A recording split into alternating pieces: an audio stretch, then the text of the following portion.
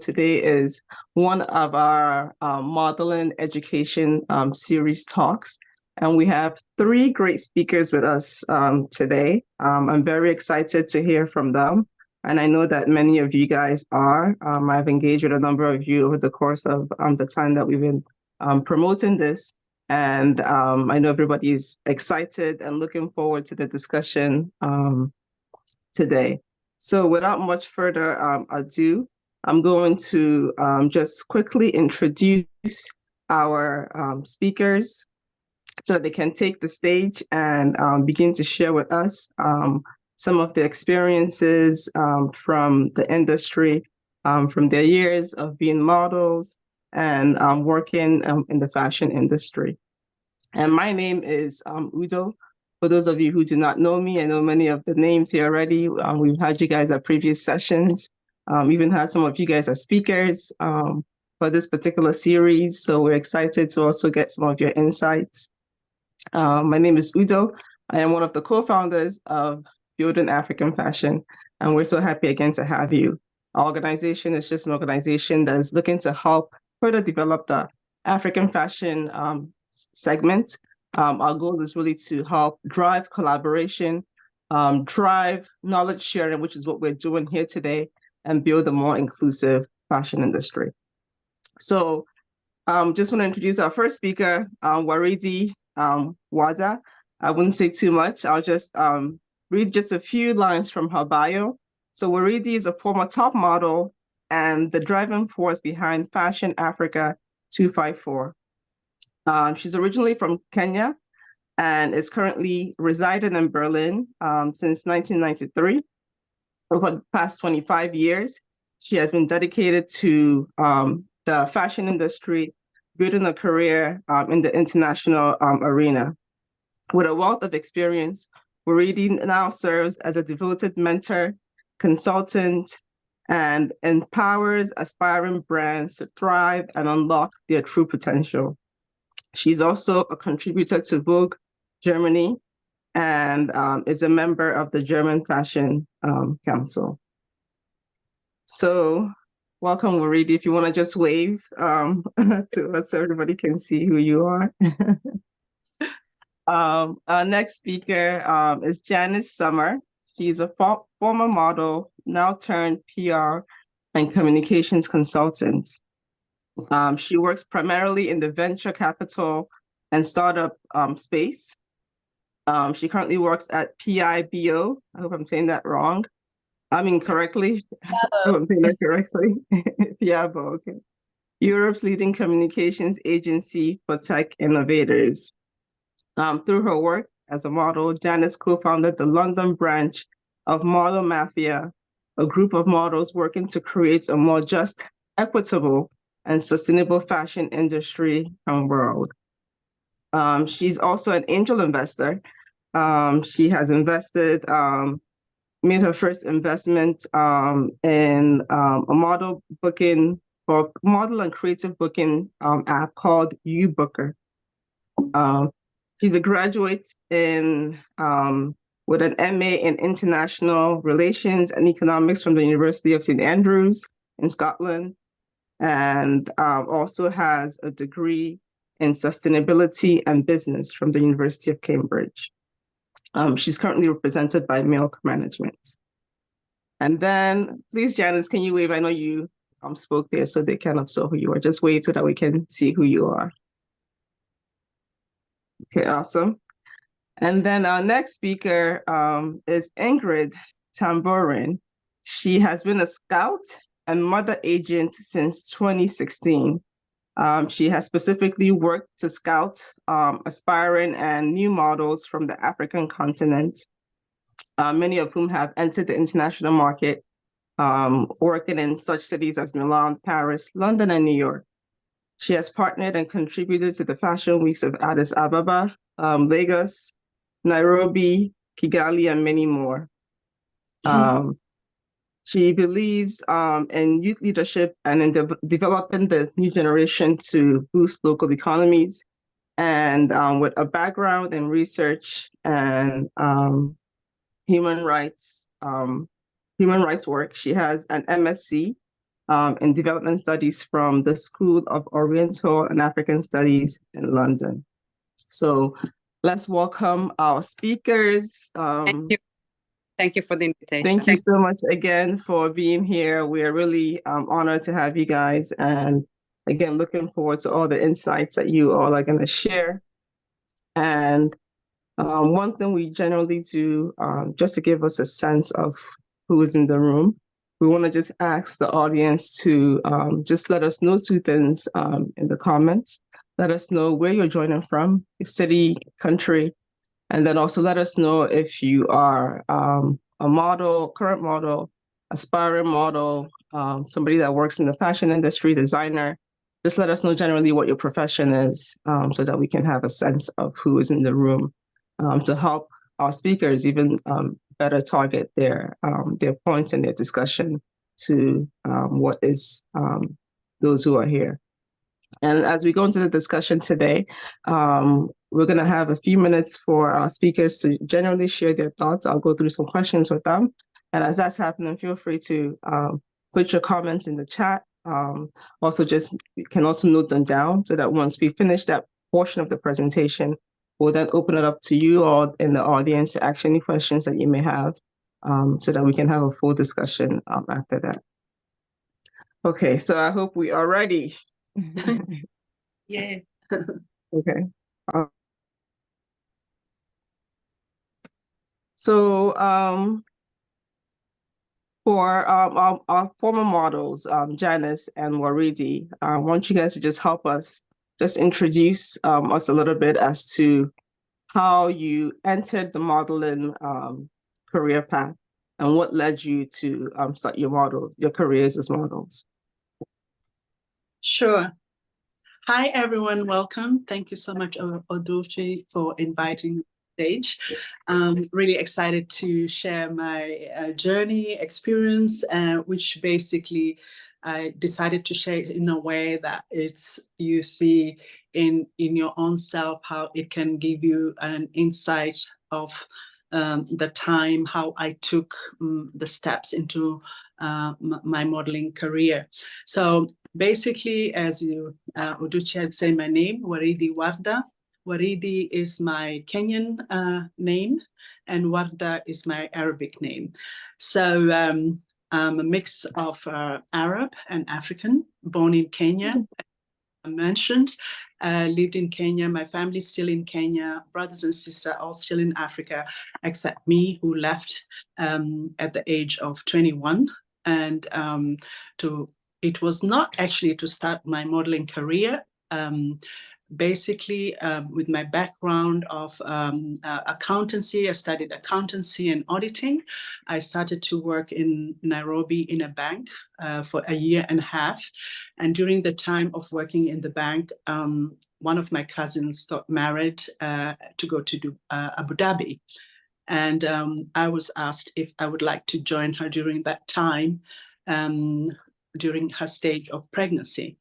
And I thought, wow, that is an open door for me to travel, because being growing Muslim girl, there was no way I was going to travel. Also being allowed to work in the bank, I had conditions and I had rules to follow that I work in the bank. So I had to cover my hair with scarf going to the bank. And typical me, when I reached the bank, I removed my scarf and sat. Be like anybody else. And one day my aunt caught me, and that's why proposal that I should go to Abu Dhabi. So either way, either I leave the job or go to Abu Dhabi, which is more strict, and be present for some time. So more or less to kind of punish me, but it was an opening gate for me. So while I was in Nairobi, I grew up from the age of 13 years old with my aunt in Nairobi. And my aunt was a seamstress, so to say, tailor, and tailoring clothes for women friends or even clients. And I happened to grow up very quickly. At the age of 13, I looked like 16 or 18 years old. I was very tall. I had grown breasts, so my aunt started to use me as a mannequin. And that's how it basically, zip, not talking, not saying anything. I just imagined myself being dressed as a model. So I enjoyed it, but I also kept quiet, never mentioned as a dream to become a model, just or a wish, because it would never happen. And then, of course, with the age of 21, I was in Abu Dhabi with my cousin, and I insisted to go to work in a school, a British school, primary school, and I worked there in an administration as an accountant. So meanwhile, working there, one of the teachers organizes fashion shows in boutiques in Abu Dhabi and Dubai. And she asked me if I would like to model. And I thought, oh, think of it. I have in mind, but I know it will not happen. But there it came, the opportunity God sent. And I was like, yes, I would like to. And that's basically how I started to model and in boutique in Abu Dhabi and Dubai. But then again, secretly, without I was wearing clothes, abaya, the whole thing, going to work. But there is a rebellious me, which is like, I now know what I want. This is what I always wanted, but I couldn't do it. There was no opportunity in Kenya even to think about it at that time, 40 years ago. It's not yesterday. So I basically then went into a rebellious, after I did 2-3 shows, I was found because it was always show in the daytime. And also basically for women, the Arab women in the boutique. So it was more always lunchtime. So I would be in the school work and go to do modeling and pretend I just came from school. I'll be home by 4 o'clock. So after I was found out, then I was basically told I have to go back home because even not following what are the principles and the rules I'm supposed as a Muslim girl. And then, of course, working in Dubai or Abu Dhabi, I went back and I told my dad, and I was supporting my brothers and sisters for school. I have 7 brothers and sisters. I was supporting my dad by earning money and educating my brothers and sisters. And there, when my dad saw that I was earning a lot of money in being Abu Dhabi, and so I asked him, I want to go back on my own, and that I work and help him to support my brothers and sisters. So again, this is part of the education. I had my eyes, ear open. I was always open, my eyes, ears, people I meet, connect, and I got an opportunity through the same woman to get a job in Dubai in advertising company to come back and work. And you are not allowed as a single woman unless you're married to come back in an Islam country. But as a European company, they were allowed to bring, of course, expatriates. So I went back to Dubai and I worked in Dubai for 1.5 years to earn my money with the plan in my head to run away to London. And then I made money for 1.5 years, at the same time supporting my dad and saving money that I go to London. So I went to London. No, I knew nobody. I just had a contact with a woman I could stay in a room, an Indian woman. And I had found through the same woman who helped me to, let's say, to start modeling. And she's the one who told me, if you want, you have it. And if you want to make it, you better leave and go to London. And then I got a contact for London to go to modeling school. So I had a 2 weeks crash course for modeling, and that involved basically makeup, walking and posing and putting pictures together to start to go to agencies with at least something in my hand to show that I have potential. And so after grooming myself and seeing myself that I'm ready to go and knock at the doors at the agency. And as I said, this is like now in London as years go by. So it's 35 years ago. And London, okay, so I started late, as you see, the time went, I was 23, going 20 and a half. But of course, the good thing is the older I became, the younger I looked. I'm gonna off. I love that. I got my pictures, and I really, if I think about it, how brave I was and daring. Mhm. I just got names of agencies, and I chose the first three top agencies: Ford, Elite, and now IMG in London. And I just, with my also very premature sort of a book, which is Yeah. very not that professional, and I went, Yeah. oh, I'm here for a casting, Oh, and wow. they opened my book, and they saw potential, and they said, okay, here is a photographer's name. You go for a test shot, and then you come back with your test shots. Test I shots love mean it. you Yeah. go photographer, take your pictures, and to see if you have the potential. Yeah. And you can photograph good. And of course, they use also the photographer who will give Mhm. them agency feedback. Yeah, Exactly. Yeah. yeah. Yeah. I love it. No, I just thought, okay, I had three addresses to go to in that day, because Yeah. for me, in Mhm. every money, I had to pay my rent in my day. So I really had structured I to love it. Yeah. time I would, if I don't have an agency, Yeah. go back to Dubai and continue modeling, make more money, and then get another step. So Wow, that's fantastic. yeah, I went to the second Worry, agency, Elite, and the same thing. worry. They sent me to, Just for the sake sorry, of time, I know you can probably go on for a long time with your story, and I want to move you right to it actually because it whatever. sounds like I had no idea that you were so daring. But because of time, let me stop you there for now. Okay. For those, maybe we can stay on after and we can get the full story because I really love to hear it. But for the sake of time, let me have Janice come on also and just share briefly her story so Okay. that we can move on to cover all other stuff we want to cover today as well. Okay. So thank you. Okay. Good.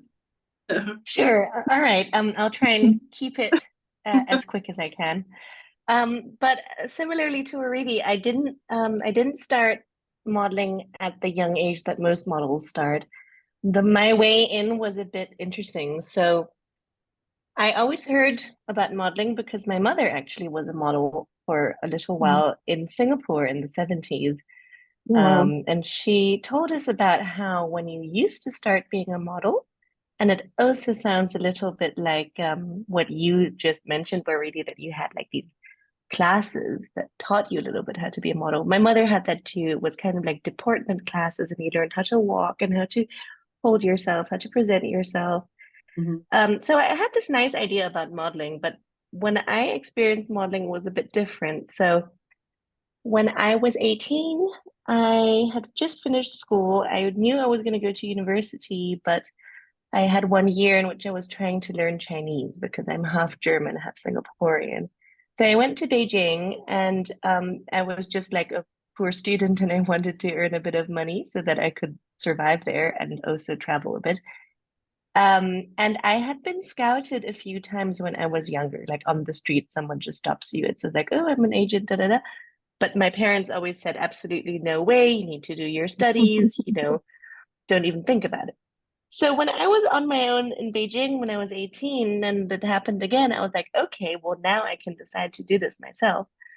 So I joined an agency that wasn't like a proper agency. And I think this is something that Ingrid has some very important insights later, like the importance of having a good agent and a good scout and somebody who will make sure that you're introduced to the right people. Because it was random. It was like a lot of very young girls who were scouted to work in e-commerce in China in like 2009. They were, couldn't speak the language, had no idea what they were doing, weren't even having a real contract, and were getting paid like cash in a paper envelope. And then I had a bit of a bad experience with a modeling scout freelance person who was trying to invite these young international models to events, but then was also being a bit creepy. So I decided that I didn't want to be part of this world at all. I went to university. Then I started working in London in finance. And then I left my finance job and got another job in communications in Munich. And then after half a year at that job, I decided that I kind of wanted something where I could be a bit more free. So I started working as a freelancer, working with various startups. And at the same time, one of the startups I was working for was providing, it was an app called Into App. And a lot of models were using it at the time because social media had started to grow and we had Instagram. And then we had the possibility to like go to a restaurant, get a deal with your app, and then as a thank you for getting your free salad or whatever, you would post an Instagram story. So I was doing some marketing work for this company, and one of their investors was the head of the big modeling agency in Munich that I ended up signing because the boss of the startup said, sorry, Janice, I can't pay you more, but like maybe you can work as a model on the side. And then I walked into an open call at that agency, Munich Models, and they signed me. And the first thing they told me is like, actually, you look younger than you are. You're actually super old. I was 26 when I started.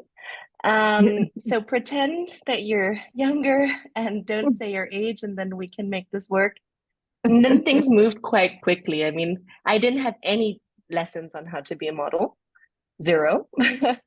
And it was just the first test shoot, then you get your card with your pictures and you start going to castings. And then I got another agency in London, Milk Management, which I'm still signed with now.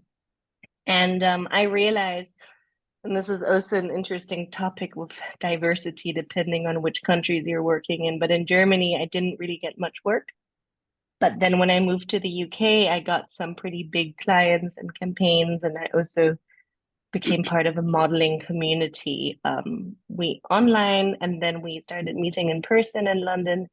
The group originally started in New York. It's called Model Activist or Model Mafia. And that was really just like a wonderful aspect of my modeling career because it gave a sense of community, like a safe space to exchange, to talk with each other, to ask questions, to give advice. Some really, really big, famous, well-known models are part of this group. So it was just very powerful to have those people to speak to and have as mentors. So that's my quick version of the story. Thank you. Thank you so much, Janice. So it actually sounds like both you and Waridi got started a bit later than most models. Maybe that's something that we can touch on a bit later when you start to give some feedback and advice based on your experience. So let's get Ingrid in here. Hi, Ingrid. Hello. So talk to us about your own background. I know you have the background in international affairs and human rights work. So how did you get started? How did you get into the modeling world as a scout and a model agent? Yes, I didn't study fashion, anything related.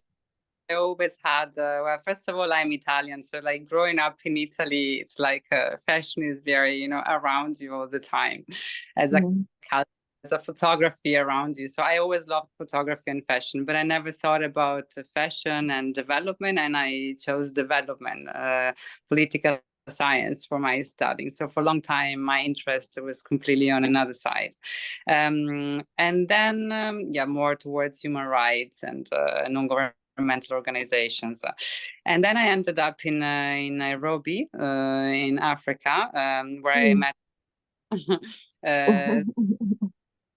I worked with Waridi with Fashion Africa 254 for development projects related to the development of fashion. Like when you're working in non-governmental sector, you can call it manufacturing. And there was a lot of investment at the time. I can say that the last decade, my expertise is more on the African fashion side, but then I work now with the models in the main four capitals. So then I can also Milan, Paris, London, New York. But my scouting and my was from the east of Africa. So in the last 10 years, 15 years, I can say there were a lot of insight. Like the world was really looking at the growth of the Made in Africa designers that Waridi, in fact, was working with, models and everybody. There were a lot of fashion weeks, African fashion weeks, and I started to write as an external collaborator with Vogue Italia for this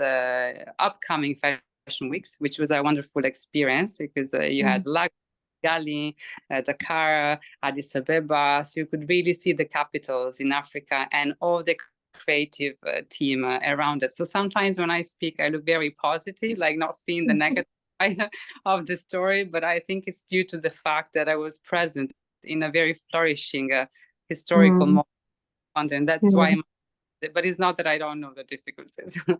I just want to be testifying what I saw. And meeting all these new models in the fashion weeks, I at the time, that's why I loved to hear the story of Waridi and Janice, because I find stories of very brave girls and women who had to find their way through and when a dream was not a click. A dream had to go through a long time, a long steps. And women of that time, I think people like Janice and Waridi can really speak today because they have so much experience. And it's wonderful that they can advise girls because they really saw a lot. So I was right before the Instagram click, I think, when all the girls from this side and they were asking, how do I come to Europe? How can I be a model in Europe? And at the time, the visa process was very difficult, especially the documents. And I'm always very keen because of my humanitarian background. I'm very keen in the protection of individuals through documents, that passports and visa. So I really wanted to be sure that any girls who could ask me for advice could come here in the best way to be protected once in Europe. And I had connection in Milan. So at the beginning, it was just mainly just, being in the right place in the right moment. So someone asking you in the moment when things were happening. But then when the first girls started to come through my facilitation, I really felt I wanted to follow these girls also on their arrivals because I knew the differences. For example, a girl coming from Ethiopia, 18 years old girl coming, and you know how different it would be from their values to arrive in Europe. Paris, just think about the metro you have to take in Paris, or Milan. The rhythm that it's in the fashion industry, that it's so fast. It's probably the fastest rhythm you can find, and younger. And I think the age is a very sensitive matter. So, for example, I was listening to Janice, and I loved the fact that she had this experience in this career in different times, because that's a richness. You can really, different person, depending on when you're approaching, unless you have such a good advice from people around you. But sometimes, you can be lucky, you can be unlucky, or maybe you just find even good people who have no time, let's say, to explain you. Or just to make the story short, I had one girl who became very soon a South Sudanese girl, very soon a top model, in the time where girls from South Sudanese origins were actually stepping in the fashion shows. But mine was the only one with the South Sudanese passport. So we had a long, that's our story. We really fought for rights, and nationality is a big. So after her, I had the Ethiopian passport, and then the Nigerian passport, and then the Moroccan passport, and then the Burundian, and then it was just my hope, my aim was to create. Sometimes I say I do more development now than before. That's why I use the word leaders and leadership, because my main wish was to be able to create long careers.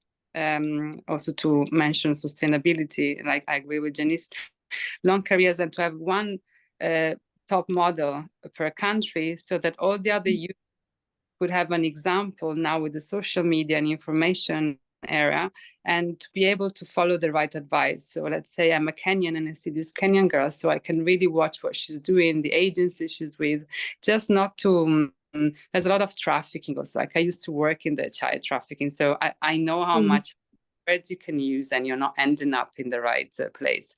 So for me, my main thing was protection in the sense of the awareness of the young age, because I think that's an issue. I think 18 is, we call them kids, amongst colleagues, because that's what they are. Like then you see them in billboards and you see, whoa, this amazing beauty. And then you see them in reality and you just feel like you're the mother. We're called mother agency. We are the first who kind of welcome them and find them when they're not yet models. So we call it the development part, funny enough, which is what I studied more towards marketing and economics.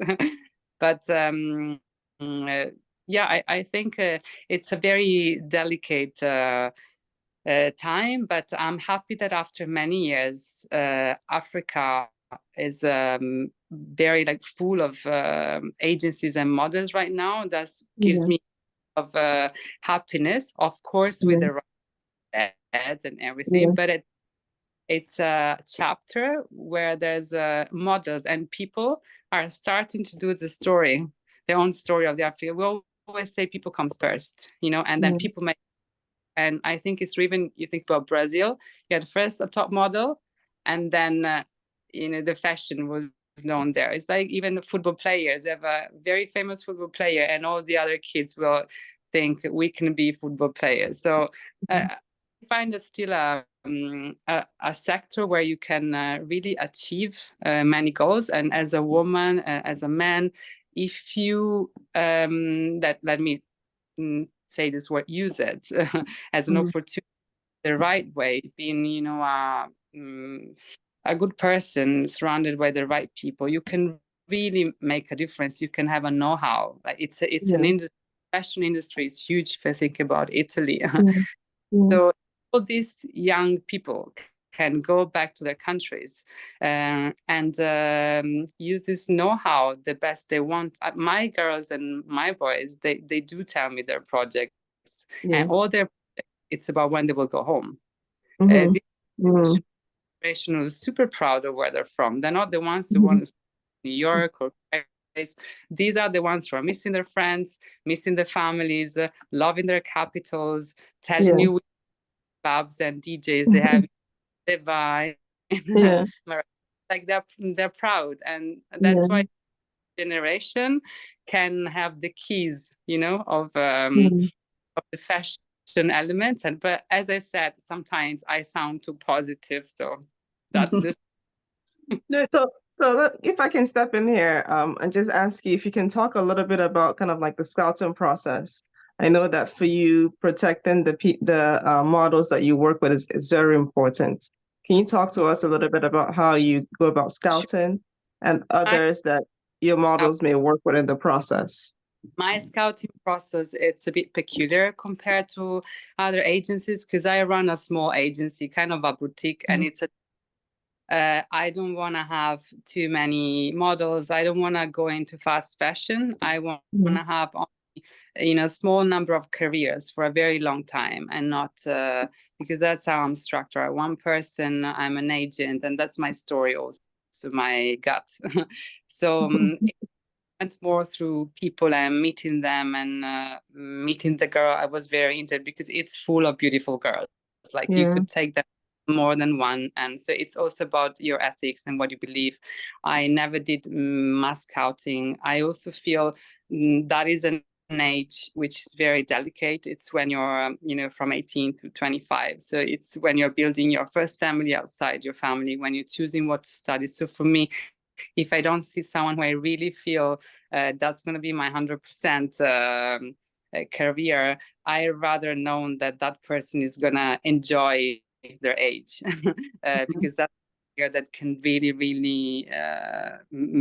you, it's very full on. So my scouting was more through I can say in person, because I used to be based there, and then I went back there many times, and then through words of mouth, if I can say. So rather than social media girls, I had people who recommended me other girls, and they wanted to be sure they were in good hands. So sometimes your people you know, you find yourself with the people you meet. Like, I'm a very low profile person, not very social media. I think sometimes at the end you match with your with who you are. So my scouting, any girl and boys can write me, they can reach me, they find me in the social media. They don't use it very much, and I do check. But my scouting was mainly from being in Africa, and from also an objective of who and why I wanted someone to become a leader. So there's a little bit more than aesthetics. It was more like through a mapping of leaders, because as I said, they need also to have dreams and projects. They become entrepreneurs, very young entrepreneurs. So I have a team rather than an agency, and that's how I like to run it. It's more aligned with my who I am. Awesome. Thank you so much, Ingrid. Thank you. So I'm going to come back to Waridi and Janice now. So back to kind of the modeling experience, your experience as models. If you can think back and think about some of maybe the highlights of your modeling career, just for a few minutes to talk about that, and then also add into that. This is two questions in one. Looking back at your career, what are some of the things that you would advise, based on your own experience, you would advise young models, aspiring models in this day and age to kind of be aware of as they build their own careers? So with my modeling time in London, if I look back, I work with three really big jobs. My first job actually that I got was with a really, I think she's dead, with Sandra Rhodes. It's like kind of a Vivienne Westwood she was. And it was a big, really job. And I didn't realize then, because that was the time I started. We did the choreography, and I was sitting to have my makeup done, and Naomi walked in, and I didn't know anyway who she was. Only later now, and while I was standing to go in the show, and it was my first show, big show. I was standing next to Jerry Hall, all these top names. Basically didn't know, because I also never researched the modeling work. I was just, and then one of them whispered to me, because could see I was nervous, and whispered to me, "Go, you will knock it. You look great." And giving me. And I was a bit shocked, because I didn't expect that, because I just thought they're going to push me on the stage. Yeah, it was really after, when I have the picture in my Instagram, you can check it. It was my first show, Sandra Rhodes, and I'm really proud of it, because that show brought me many more jobs from that. And of course, I was an in-house model too, which is something, I don't know, modeling is not just on the, at that time, not just catwalk, was also to be an in-house model for Alistair Blair, who worked now in Paris, who was a young designer then, and he's a big designer now in Paris, but in an in-house. So I think that just to know the journey that you've had and what pulled out of it to make you who to be. And my challenges also were, I had big breasts. Now then wasn't.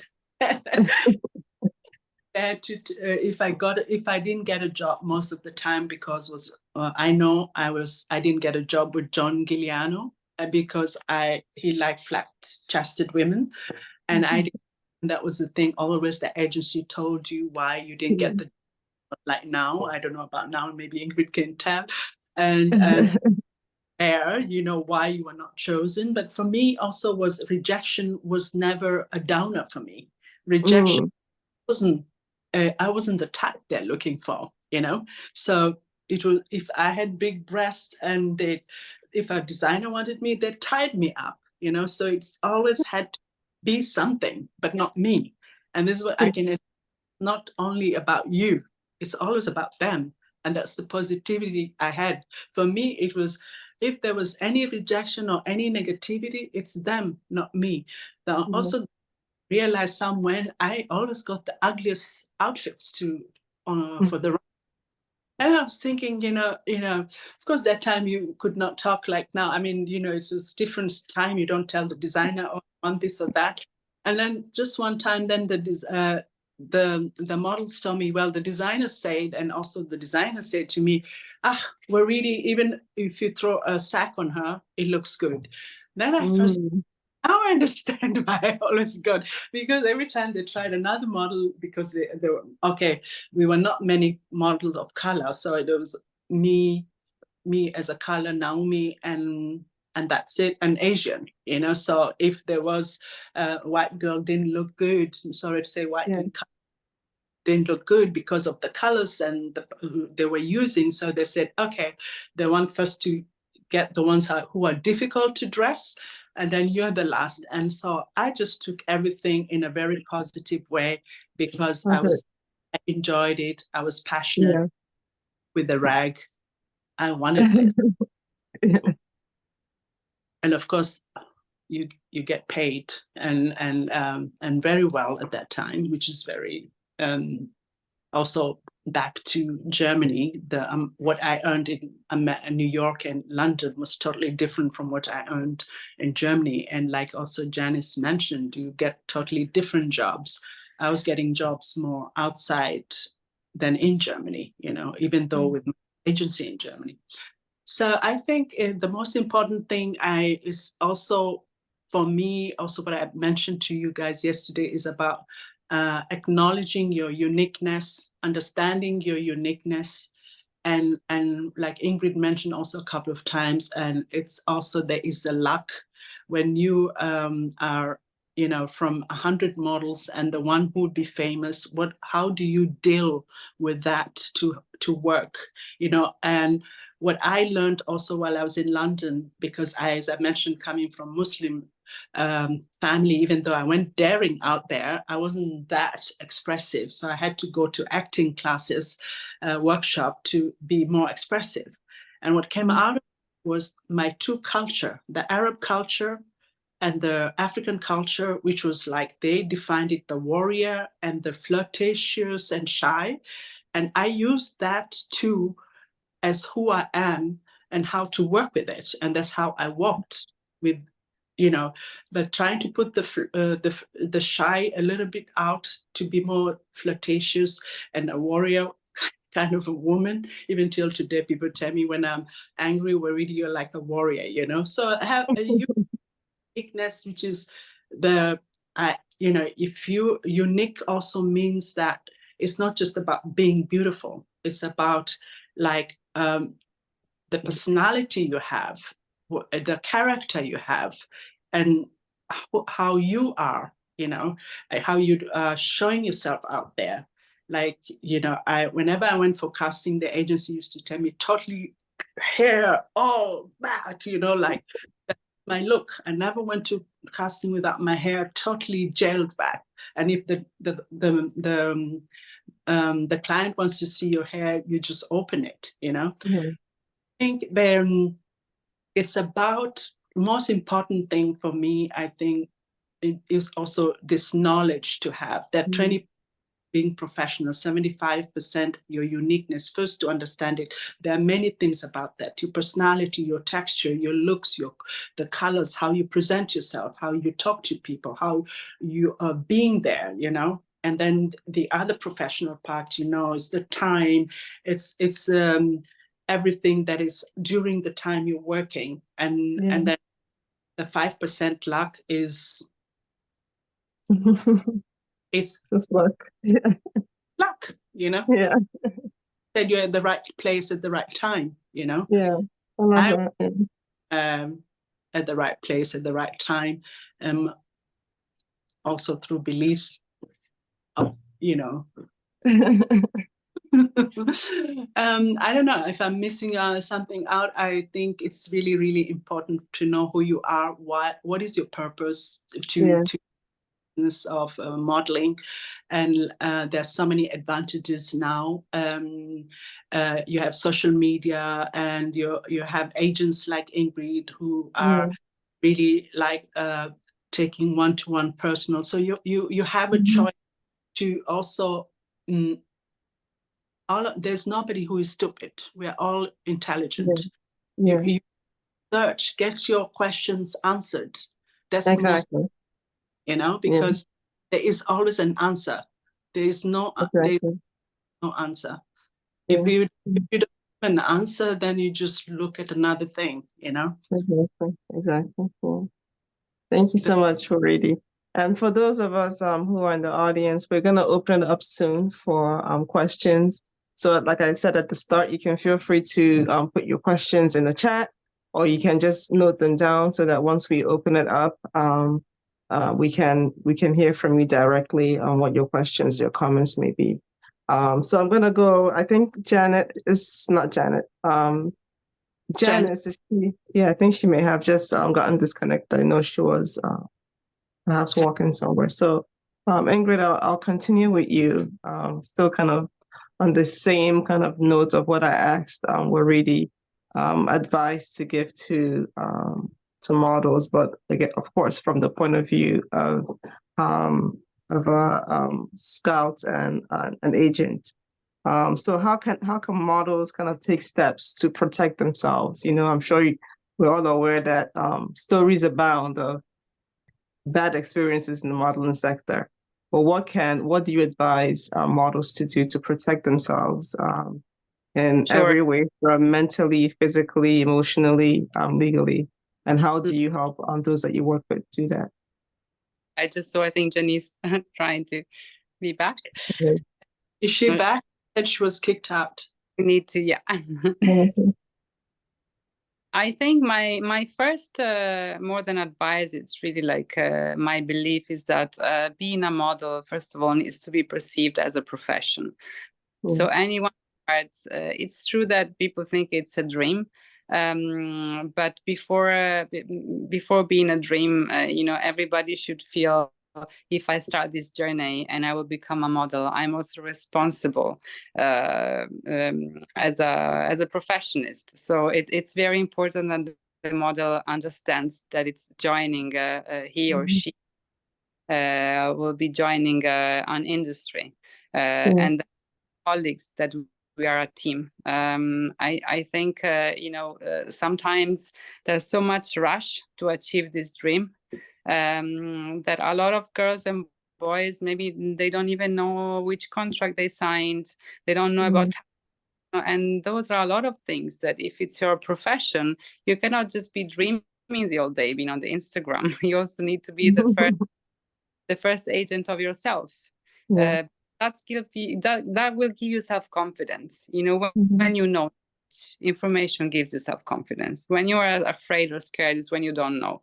So I always feel that I know, and it's a complicated industry because you work in a lot of markets, in a lot of cities. There are different regulations, different fiscal regulations also. So then it's about adults like us facilitating, explaining, but this should be a role of facilitating, not a role of becoming the model or the person. So I always feel and advise, at least to my model, that they need to be aware of what is under their responsibility and what is under the responsibility of the team.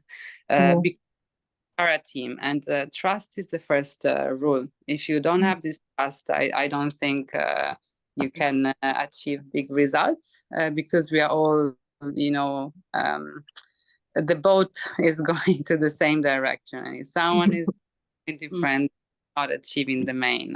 And every time you see a very beautiful career or top models, behind them there's a team of amazing managers, agents. Like when something beautiful happens, the people who are happy is not just one, it's many, because we are a lot of people working. It's never just thanks to me, never. It's always thanks to us. And this is, the model understands that, it means you're understanding you're part of an industry, a beautiful industry. Then of course there are some things who are sensitive because they start of a young age. I remember when I was 18, I also didn't know those things. So normal. And then the rejection thing that Waridi was mentioning, and I think she had an amazing for her age and background. I wish I really, because it becomes very personal. So we always need to psychologically, these mental issues, they really belong a lot to this rejection process. Because imagine every time to be subject to you're winning or losing, you're winning or losing. So you're hoping and then it goes down, you're hoping it goes. A lot of emotional stress. But then I think after some time, it's like a sport. You're doing sports and maybe you go to the Olympics and you're not, maybe you get injured or that year you're not winning. But what do you do? What would your coach telling you? He would tell you, now we need to exercise and practice for the next one, right? They don't tell you you're home. I think this is the main concept, understanding that it's a job. So every job, it's a continuous consistency. It's every day. Like we go to work. Let's say some of us goes to an office. Some of us go to a bank, to a supermarket, to an actress theater. It's not a one-day deal. It's not a one together will lose it. It's an everyday. So even models, especially with this rejection and successful up and down, the moment they understand it's an everyday, consistent job, I think you're already at half of what you need to know. So knowledge that it's a profession, you become an entrepreneur. So being able to read your contract, even when you look at the contract, there's nothing conspiracy. You're not a lawyer. You're not reading a contract to change it because that contract has been already safely. I'm talking about professional agencies. Okay, I'm not talking about fake. But so your duty, it's to understand what you're reading and to be aware. Is not to think, they wanna steal from me, I should, because you even belong to another country. So the law of the country we are signing, for sure someone, and this big network, they have their own fiscal auditor. So they do have things in order. If not, they couldn't payments from big clients and they couldn't pay. So I think, being aware that you belong to an industry, that you're an entrepreneur, then you are signing, so you have a responsibility as well. And then once you're in the industry, all the psychological and emotional sides, always keeping in mind that it's an everyday effort. That's my advice. And also to my girls, my boys, sometimes it's also about keep reading, check what's happening in the world, because it's also image-wise, it's a very self-centered job where you forget about the rest. So I think also keep reading, it's important. From the news, from politics to so, but that's an advice you would give to any child, not just to a model, right? This anybody. Thank you so much. Thank you. So just a quick follow-up on that. In terms of kind of reading contracts or trying to pick the right type of teams and agents and scouts to work with, I know you mentioned is a whole trust issue. What kind of red flags? What are some of the things that you should look out for you to know that maybe this agency or this scout is not somebody I should be engaging in and putting my trust in? Right, that's a good question. Question. I mean, I think social media are helping a lot. Woman is not like in the past, because you have like websites. For example, we have models.com where everybody is registered, and not everybody, but certified. You have profiles where you can see which model is working for whom. You have names of casting directors, of designers, of agents. Also, even if I think about myself, when you walk into an agency and you see the office and you meet the people and you see the other models, of course, sharing, but we do have a way of doing research and certify. I receive sometimes a lot of girls that I don't manage, but they're free to contact me for advice. So even people like me, and I know many colleagues who do the same, we advise other young people for free, because we believe, it's our duty, it's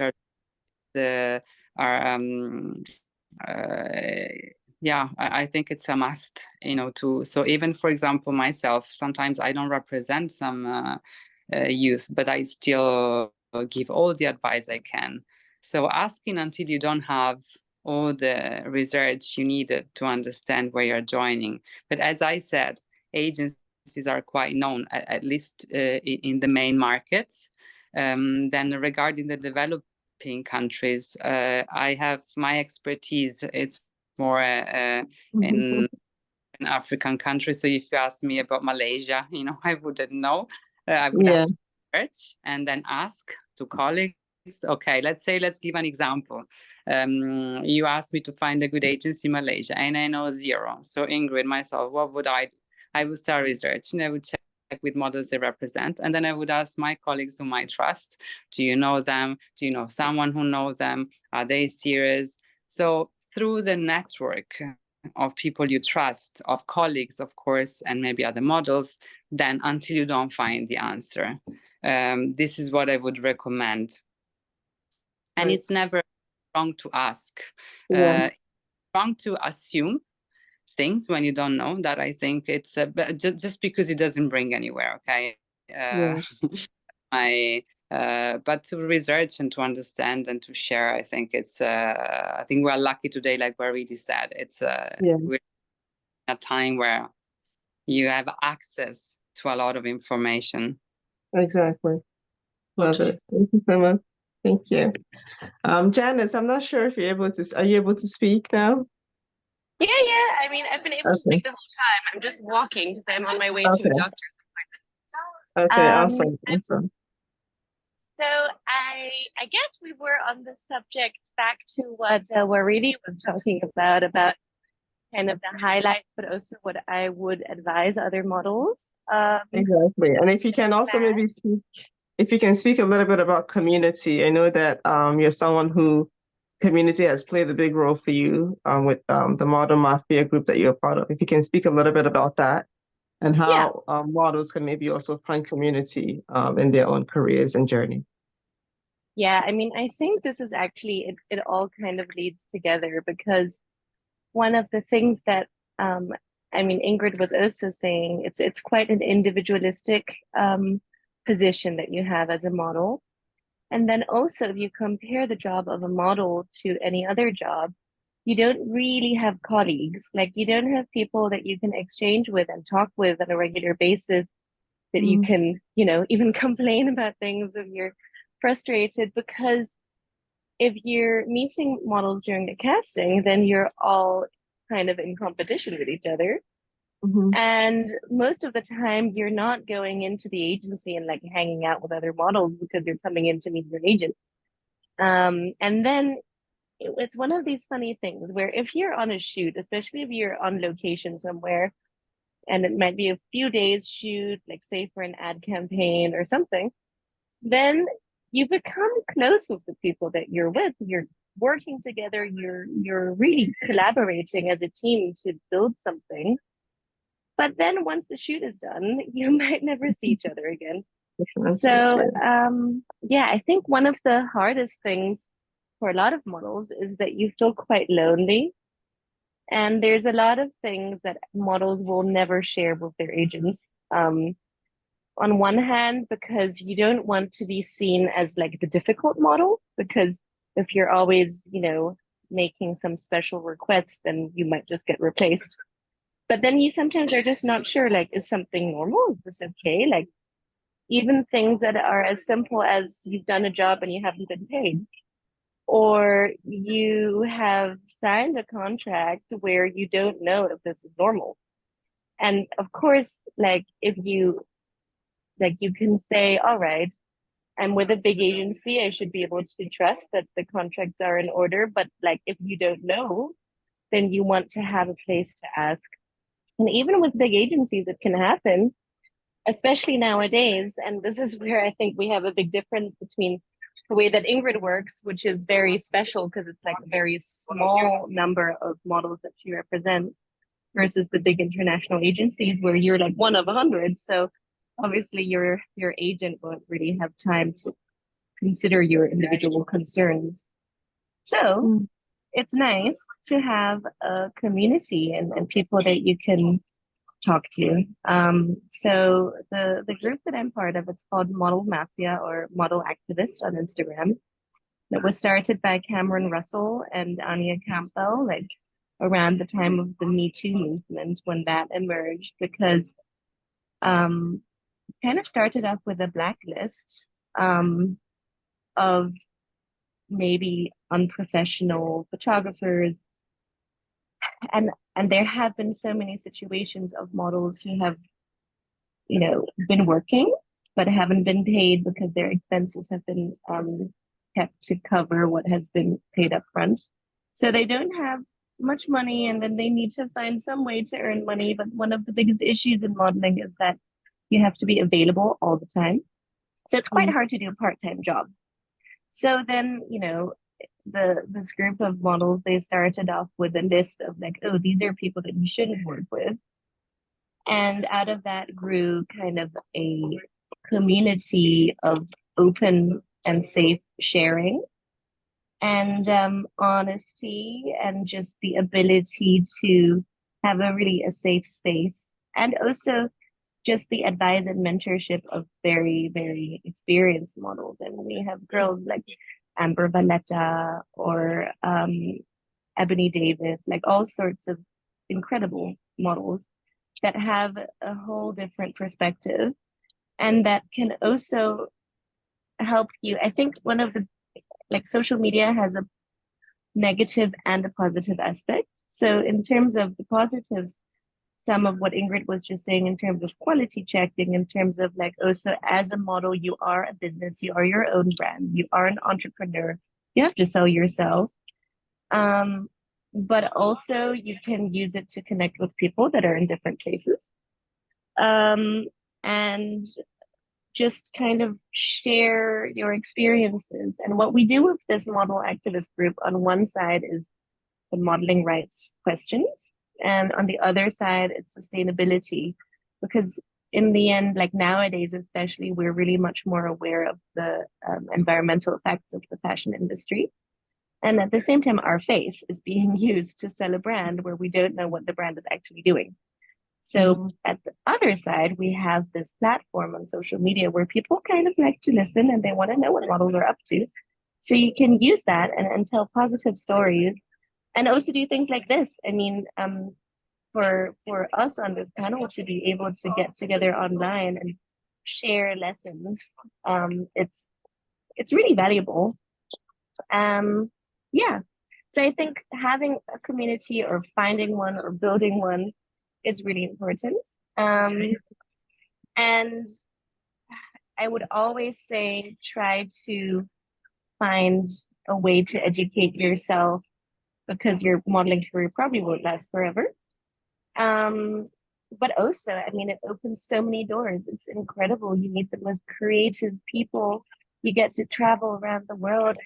Modeling took me to like the streets of Bangkok and like the mountain tops of like Wales and Portuguese beaches, and like all of these incredible experiences with amazing people that have really dedicated their life to like beauty and creativity and, you know, building something. And you can be a part of that. And it's such an honor. And I think one of the things that is, some models get a bit too much up in their head or their ego to think that then the world revolves around them. It's really like when a creative director on a big shoot is like an orchestra conductor. You have to, or like, coordinate so many people, and at the same time you still need to create what the client needs. So it's very, very, very special industry. Just, you know, it's tough because you do have to be always on call. It's hard to have a part-time job. You can't control whether you're going to get booked, because it's as Waridi said, like you might not match just what's needed, but that doesn't change the fact that you need to eat food and pay your rent. So if you're not getting booked for a while, and every model has phases of not getting booked, then you need to have something to fall back on. And the way to have something to fall back on is an education and a community. Thank you so much, Janice. Thank you for sharing that. Very well said, I think. So now I think we're going to open it up to the audience to ask any questions that they have before we take the last couple of questions that I have here, just to give them a chance to kind of also give their own input and point us in any particular direction that they would like us to go in. So for those in the audience, you can raise your hand if you have the icon on your system, or you can unmute yourself, or you can also put your questions in the chat. I'm looking now to see if there are any questions in the chat so far. But if anybody has anything, feel free to kind of bring that up now. If not, I'll continue with our speakers, our panelists, with the last few questions that we have.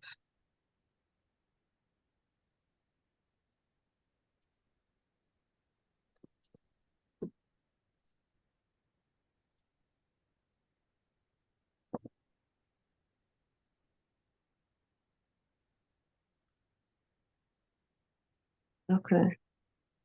So if anybody has any questions, I'm gonna continue now with our speakers. We're gonna be closing in the next maybe 10, 15 minutes or so.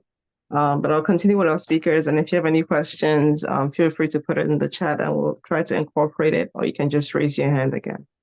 So again, for Waridi and Janice, question is, actually I see a hand up before we take that. Zawadi, can you go ahead and unmute yourself and ask your question?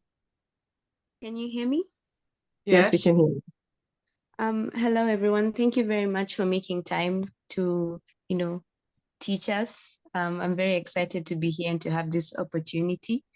So I'm from Nairobi, Kenya, just to put that out there. I wanted to ask, I think, Miss Ingrid, you mentioned that your models end up becoming entrepreneurs, right, in your family. So personally, I am a multifaceted creative going into fashion design, and I would prefer obviously to model my brand as well personally. So I wanted to know, how can a creative like myself be able to balance or look to balance the aspect of modeling and also, a business on the side? Thank you. Sure. So you mean, if I well understood, you're running your own business and your label, and you would also like to model for your own brand, correct? Yes. Yeah. So I feel this is already a very creative idea. I don't see anything against it, because it means that's how you see your brand. So I see it very as a choice of how you want to market your brand. And especially, I don't know if you're like a young designer, emerging designer, but there are people who are branding themselves, like a lot of influencers, for example. That's how a digital profession was born, by people who were not yet in a modeling agency and who decided to use their image in the best way to communicate what they were wearing and how they wanted to look. So I think the idea was already successful, and it can be successful, especially if it's in your vision. Is this what you meant? Yes. So I'm an emerging designer, and Yeah. I'm really struggling because I'm also in school, and my course is international relations, so completely different from what the creative side would entail. Sure. So I would just like some advice, on how to balance this whole scale, the creative side and then also the serious side. And also the more serious side, because both of them are aspects to me, right? So I'm also going to fashion, and then I am also in school. So yeah. that aspect. I think this is the best combination. Like as also Janice mentioned, education is the key. So even if I could advise, I would never say stop studying. So it's perfect that you're combining the two things. I find it absolutely perfect. And I think studying always helps as an inspiration, as a background. So I would say the combination is totally worth it. And then for your business, if it's more about being a brand, I would pass the word to Waridi because that's her job. Young designers, but at the same time, when you ask me the advice regarding being also the model of your brand, well, my answer is yes, go for it. I find it a great idea. Yeah, Thank you. I add to answer the question to what Ingrid, Zawadi mentioned that I know being from Kenya, you see, okay, if you're being a model of your brand, and then you are also saying you're a fashion designer, how serious can you be taken? I mean, this is basically also going back. It is how you also are taking it serious, both of them, how you are combining it, and how you are, what do you want you as a model and with your brand, how do you want to combine that? How do you want to sell each as a product that is speaking for you, for in both way, in one, aligned together and not making it separate? So this is back going to also what I do with the designers, understanding who you are. By understanding who you are, and in this way, when I say understanding who you are, is about defining your DNA and understanding your DNA. Once you understand your DNA, then you can basically, through that, you can creatively be creative, how you're going to be a model for your own brand or not, and to see if it's fitting or not. So there is it's basically, Ingrid answered perfectly to correct. It's just how do you want to combine the two is the most important thing in the way you do it. And then basically it is serious. You take it serious first for yourself, and there's no question from outside. Thank you very much. Thank you for those responses and great questions, Zawidi. Any other questions or comments from the audience before we take the last questions from our speakers? Okay, great. So looks like we're going to be able to finish on time. Okay, so here's the question for Waridi and Janice. So just quickly, in a minute, if you can.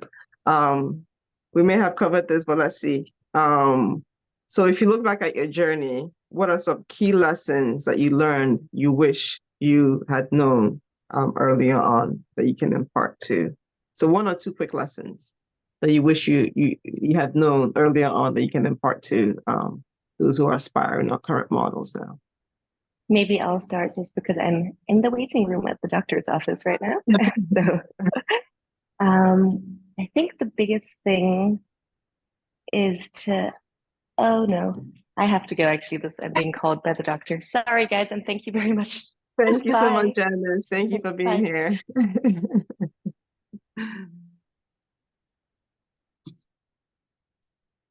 Well, I mean, it took me over many years, 25 years, to come to this concept that I am working with designers now. Even I coach models. Is about this defining your uniqueness and understanding who you are. And if someone at that time that I have this seed in me, and I had that, I think I would have maybe done more than I'm doing now. I don't regret anything, but I think if I can give, if someone was there could give what I'm giving now, I'm not now just clapping my shoulder. I think it's a gift to have and have that an eye opener that is more in believing yourself, being confident, and you can do anything from there. Not that I lack confidence, it's just someone You didn't like confidence. you imbalance in believing yourself, and then so I wish I had someone like me before for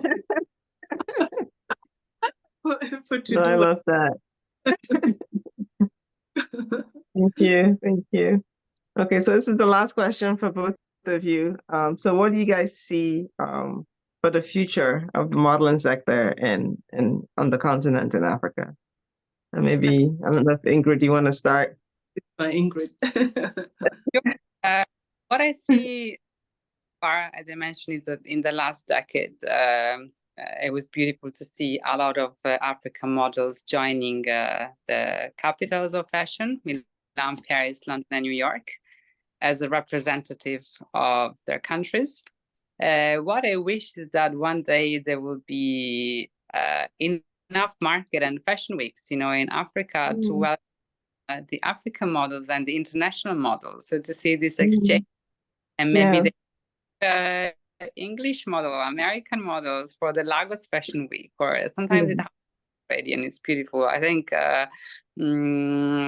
they all they're just the first ones opening the doors and arriving this side. But what I wish is that it will be an open road, a real bridge, a real bridge on both sides, and not one side. So I hope, because I was lucky to be there. So I hope a lot of other colleagues of mine from here will be lucky to visit as well the culture there in the creative industry, because it's a very beautiful experience. Yes. So Thank you. I mean, I think the same as Ingrid, and through my work, it's been about the last 15 years about rebranding Africa, and now Africa is branded. It's not rebranding. They are a brand now on the stage, and the stage is there. We have a lot of experts and fashion weeks in the continent, and to be the wish to be confident that they are as good as any other international fashion week, and to work a more international way locally. And like Ingrid said, that it can be exchange of models of all colors, and it's not just about Africa. So it's that people want to come to Africa from internationally to come and model in our fashion weeks in the continent. And that's my wish too. Oh, thank you so much. Thank you both. Thank you, Ingrid. Thank you, Waridi. I think I can probably speak for the audience when I say that you guys have really shared so much with us today. Thank you for sharing the insights, and we look forward to continuing to follow your careers as scouts, model agents, as consultants, mentor to many, and hoping to see you guys help us do so much more for the fashion sector on the continent. So thank you so much again for everything that you shared with us today. And to our audience, also thank you for being here and for staying on. Thank you for bearing with us, even with the late start. We really appreciate you for sticking with us throughout the whole conversation, hour and a half long. So thank you so much. Thank you. And I encourage you to follow us on social media, sign up for our newsletter. This series is something that we're going to be doing more of, so that we can continue to get more insights for those who are in the modeling sector, or those who are aspiring, or for those who work with those that are models, so that we can do better for our fashion sector and better protect each other and do right by each other. So thank you so much again to everyone, and have a lovely rest of your day, wherever you may be. Take care. Bye-bye. Thank you. Ciao. Bye-bye.